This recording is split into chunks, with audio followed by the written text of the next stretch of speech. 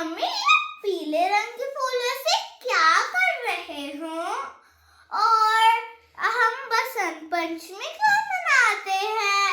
हमारी मैम ने इसकी कहानी हमें याद करने के लिए कहा था और कहा था कि मैं इसमें से क्वेश्चंस भी पूछूंगी। अरे वाह धान्वी, ये तो बहुत अच्छी बात है कि तुम बसंत पंचमी की कथा के बारे में जानना चाहते हो। दोस्तों, क्या आपके मन में भी यही सब क्वेश्चन आते हैं कि हम बसंत पंचमी क्यों मनाते हैं और इस दिन माँ सरस्वती की ही पूजा क्यों होती है, या इस दिन पीले रंग के ही वस्त्र क्यों पहने जाते हैं? राधे कृष्णा फ्रेंड्स, आप सबका फिर से स्वागत है हमारे चैनल पर। आज हम फिर से आ गए हैं अपनी एक नई वीडियो लेकर। आई होप कि आप सबको हमारी वीडियोस अच्छी लग रही होंगी। दोस्तों, आप हमारी वीडियोस अपने बच्चों को भी ज़रूर दिखाया करो ताकि उन्हें भी सनातन धर्म और हमारे हिंदू धर्म की नॉलेज मिल सके। तो चलिए दोस्तों, शुरू करते हैं। दोस्तों, जैसे कि आप सबको पता है कि कल ही बसंत पंचमी है और कल से बसंत ऋतु का आगमन होगा। इस ऋतु को ऋतुराज भी कहा जाता है। बसंत ऋतु पर फूलों में बहार आ जाती है और खेतों में सरसों के फूल उगने लगते हैं और इधर उधर रंग बिरंगी तितलियां उड़ती दिखती हैं। कथा के अनुसार एक बार ब्रह्मा जी धरती पर घूमने आए और उन्होंने देखा कि पृथ्वी पर तो सारे मनुष्य और जीव जंतु सभी कितने शांत दिखाई दे रहे हैं, मानो धरती के वातावरण में कुछ कमी है। हमें इसके लिए कुछ उपाय करना होगा।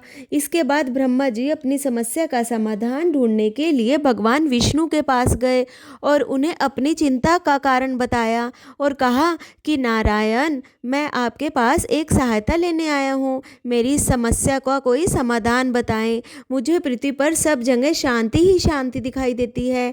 तब भगवान विष्णु बोले कि ब्रह्मदेव, इस समस्या का समाधान तो आदिशक्ति ही हमें बता सकती है।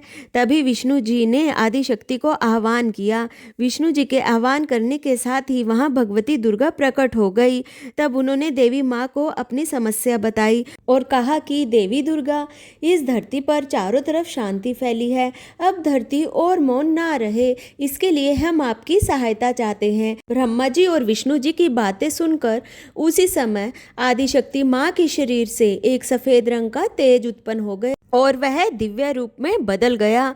उनका स्वरूप एक चतुर्भुज सुंदर नारी का था, जिनके एक हाथ में वीणा और दूसरे हाथ में वर मुद्रा थी। अन्य दोनों हाथों में पुस्तक एवं माला थी। उन्होंने कहा कि आप दोनों प्रभु मेरा प्रणाम स्वीकार कीजिए। मेरे लिए क्या आज्ञा है प्रभु? ब्रह्मा जी ने माँ सरस्वती से कहा कि देवी, आपको सृष्टि में वाणी उत्पन्न करनी होगी, जिससे सभी प्राणी बोलने लगे और नदियां कलकल कर कर बहने लगे। हवा में संगीत पैदा करना होगा। देवी, आपको चारों दिशाओं में ध्वनि उत्पन्न करनी होगी ताकि धरती की प्रत्येक वस्तु, जीव जंतु सब बोलने लगे, मौन ना रहे।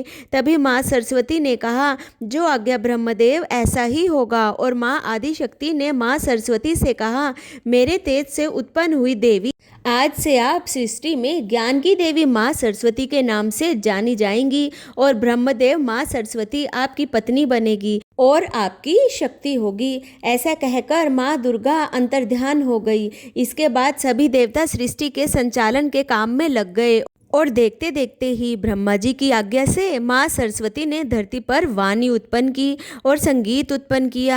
माँ सरस्वती की कृपा से बहुत जल्द ही धरती खिलखिलाने लगी। तभी से बुद्धि व संगीत की देवी के रूप में माँ सरस्वती की पूजा की जाने लगी। और दोस्तों, तभी इसी दिन से सभी माँ सरस्वती की पूजा व अर्चना करते हैं और सभी स्कूलों में भी यह त्यौहार मनाया जाता है ताकि बच्चों में बुद्धि का विकास हो सके। और दोस्तों, इस दिन पीले कपड़े और पीले भोजन खाने का भी विशेष महत्व है। दोस्तों, क्या आप जानते हो कि इस दिन पीले वस्त्र ही क्यों पहने जाते हैं, पीला ही भोजन क्यों किया जाता है? अगर आप जानते हो तो हमें कमेंट बॉक्स में कमेंट करके ज़रूर बताइएगा। चलिए दोस्तों, हाथ जोड़कर प्रार्थना करते हैं कि माँ सरस्वती हम सब के बच्चों पर अपनी कृपा बनाए रखे। राधे राधे। तो दोस्तों, कैसी लगी आपको हमारी वीडियो? अगर वीडियो अच्छी लगी है तो इसे लाइक, सब्सक्राइब और शेयर करना मत भूलिएगा और कमेंट बॉक्स में राधे राधे लिखना भी मत भूलिएगा। राधे राधे। और हाँ दोस्तों, आप हमारी वीडियो देश के किस कोने से देख रहे हैं ये हमें कमेंट बॉक्स में लिखकर जरूर आइए